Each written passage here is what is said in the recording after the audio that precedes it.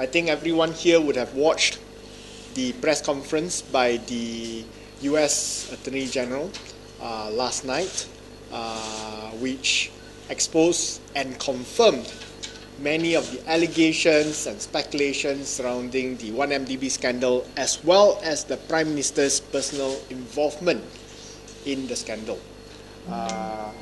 There are many things in the document, which is 136 pages.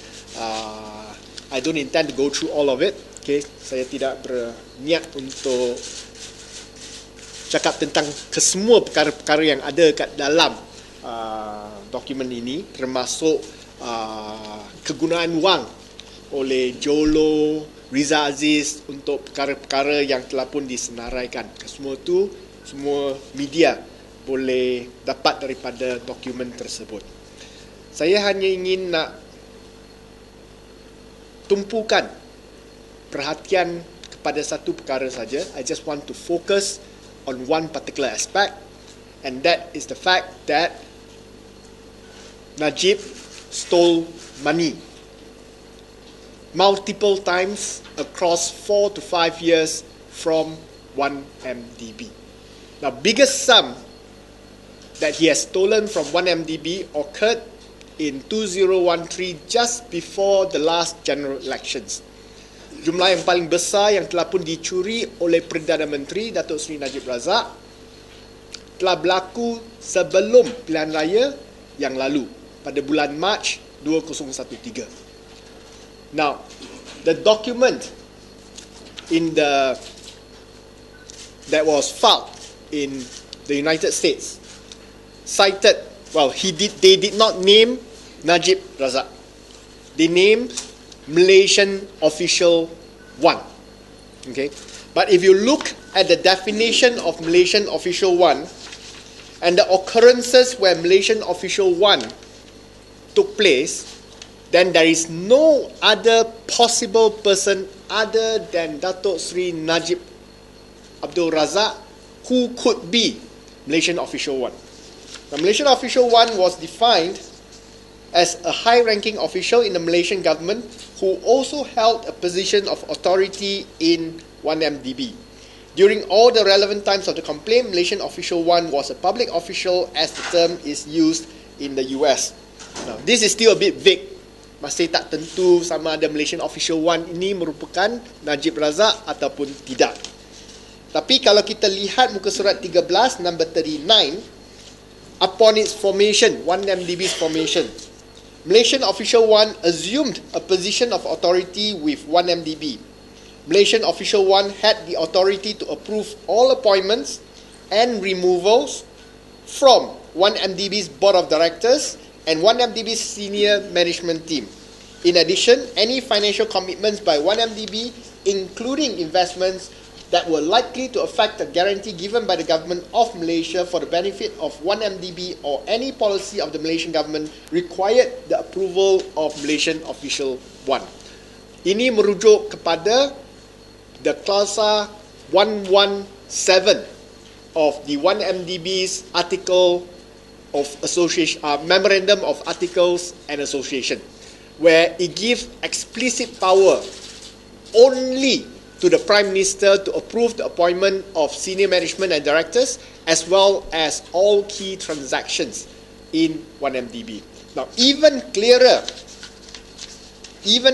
that it is the Prime Minister is on page 75, item number 263, where it is cited, the Attorney General of Malaysia publicly stated that he conducted an inquiry into the 681 million payment. In a press release issued on 26th of January 2016, the Malaysian Attorney General confirmed that the sum of 681 million was transferred into the personal account of the Malaysian Official 1 between 22nd of March and 10th of April 2013. Now, there's no other person that was referred to by the Attorney General other than Najib Abdul Razak. So there can be zero doubt, no doubt at all that the Malaysian Official 1 cited in the claims lodged in the United States refers to our Malaysian Prime Minister. Now, how then did he steal 681 million from 1MDB? Okay, as outlined in the document and presented in a simple chart form over here, you can see that 1MDB raised 3 billion in bonds via its subsidiary 1MDB Global Investment Limited. They then transferred sums into 3 different dodgy funds, dodgy investment funds. One is Devonshire Investment Growth Fund, another one is Enterprise Emerging Markets Fund, and another one is Systemic Investment Fund.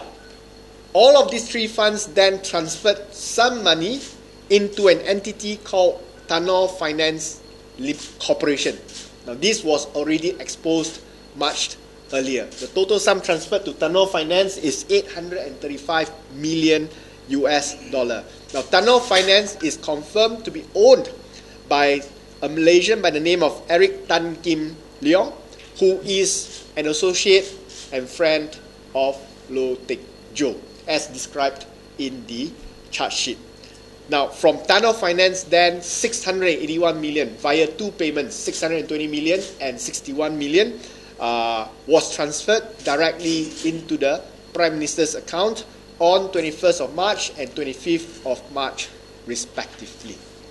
There can be no clearer vindication that Najib stole money from 1MDB. Now, the question we want to pose is not just to Najib, everyone's asking Najib questions, but to our Attorney General, Tan Sri Apandi Ali. Soalan yang kita nak tujukan adalah kepada Peguam Negara, Tan Sri Apandi Ali, yang sebelum ini telah pun berkata bahawa Najib tidak bersalah dan wang tersebut datangnya daripada seorang penderma Arab. Kita nak tanya kepada Peguam Negara Tan Sri Apandi Ali, mana Arab di sini? Where is the Arab donor? 1MDB is Malaysian. Devonshire, Enterprise, Systemic are all not Arab-based funds. Neither is Tanor Investment, the Finance Corporation. So the whole lie about an Arab donor was concocted and colluded between the Prime Minister and the Attorney General, whom he appointed only last year to save his skin, to cover up the theft, the grand theft by the Prime Minister against the people of Malaysia. Now, we call upon Tan Sri Apandi Ali to either right the wrong that he has done and charge Najib for grand theft, or he should resign immediately and let someone else who is honest and competent do the job. Okay, so we have been lied to all this while. There is some donation from the Arabs. We have been lied to by the entire UMNO leadership, entire BN leadership, as well as the authorities such as, key authorities such as the Attorney General. Now, I have 2 other slides, but they show other sums that has been taken away from 1MDB, part of which ended up in Najib Razak's personal bank account. It started off with early days, Good Star Limited, pretended to be a subsidiary of Petro Saudi, now proven to be owned by none other than Low Teck Jo.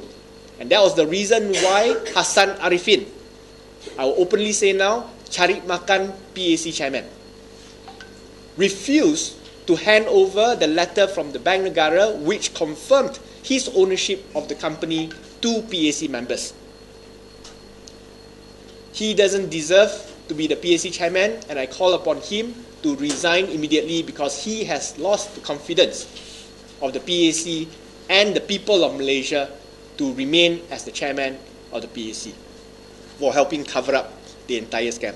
So even from Good Star, early days, when 1 billion was transferred to Good Star via Petro Saudi International CEO Tariq Obaid, he was given 24.5 million, of which 20 million was then transferred into his personal account a few days later each time. Now, number 3 is another sum via Abah, the fake Abah, the pretend Abah, pretending to be the subsidiary of International Petroleum Investment Corporation of Abu Dhabi. It's not the real subsidiary. It is a fake subsidiary.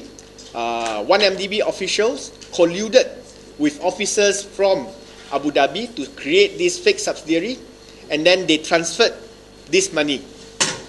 They transferred first a sum to, again, Enterprise Emerging Fund, 172 million. Another sum of 291 million to Systemic Investment Fund, of which they then all three parties transferred to a different entity, Blackstone Asia Real Estate Partners, again a company pretending to be a legitimate fund manager. There's another company called Blackstone Real Estate Partners Asia. So instead of Asia at the back, they put Asia in front, created a fake company pretending to be real, put in 1.1 billion, and the money is transferred to all the conspirators in the entire scam. Number one, Kadim Al-Kubaishi, 473 million. He's the CEO of the real ABBA. Okay, they created a fake ABBA. Then there is the chairman of ABBA, who is Ahmed Badawi Al-Husseini, 66 million, and our own Prime Minister, who received 30 million US dollars. Now from ABBA BVI also, the fake ABBA, they separately transferred a sum of 38 million to a company by the name of Red Granite, which is owned by Riza Aziz, who is the stepson of Najib Razak. Okay, so this is a massive kleptocracy, as a word cited by the United States, and action must immediately be taken against all parties who have been involved in misappropriating more than 3.5 billion US dollars, or more than 15 billion ringgit of Malaysian taxpayers' money to be brought to justice. Okay, thank you.